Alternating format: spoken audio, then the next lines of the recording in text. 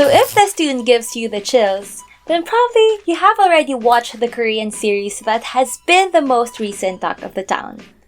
No other than Squid Game.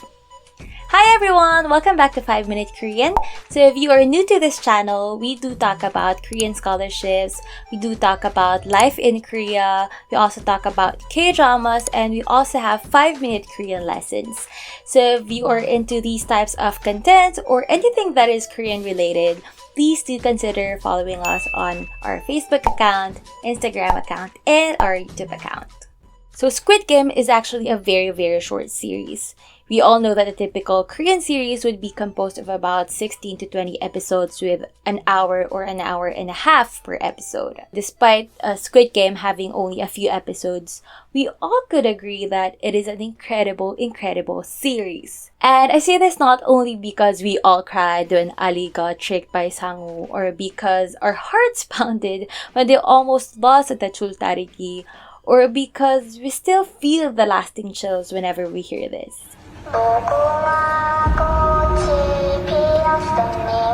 So while these things make our cinematic experience richer, there's actually something else, something much more important that Squid Game was able to achieve. Squid Game was able to spark debates and dialogue. So we started talking about things that we don't usually talk about. We started talking about things that we usually would put off. We started talking about things that we used to be so scared to bring up. So people started talking about how this debt issue is exacerbated by the wealth disparity, the gap between the rich and the poor.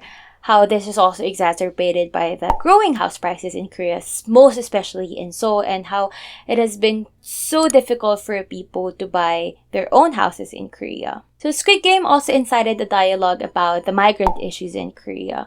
So when they saw Ali, they realized that, hey, that's actually not an isolated issue. Ali is actually a representation of a huge migrant group in Korea. Let's talk about that. Squid Game was also able to incite conversations about how Korea, despite being an advanced country, also experiences poverty. So they saw there's actually a lot of people that are in debt, especially the young ones.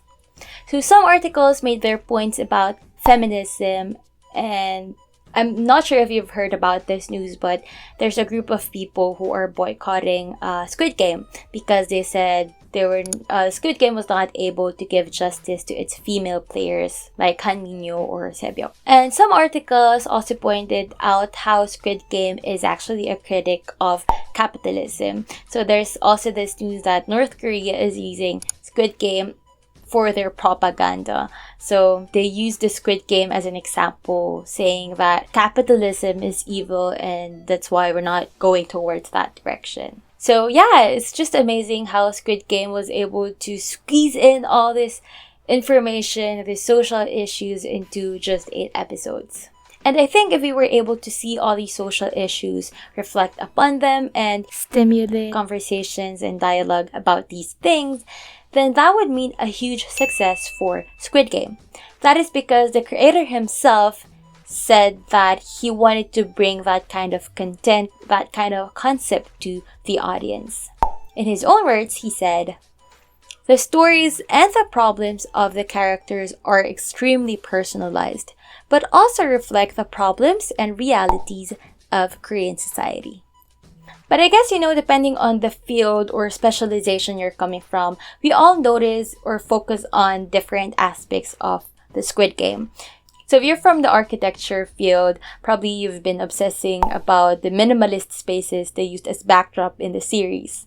If you're from the linguistics or translation, probably you've been obsessing how the English subtitles were not able to accurately reflect or capture the cultural context of Korea. If you are from the medical field, probably you've been obsessing or focusing on the ethical issues involved when they started taking out the organs from the dead bodies.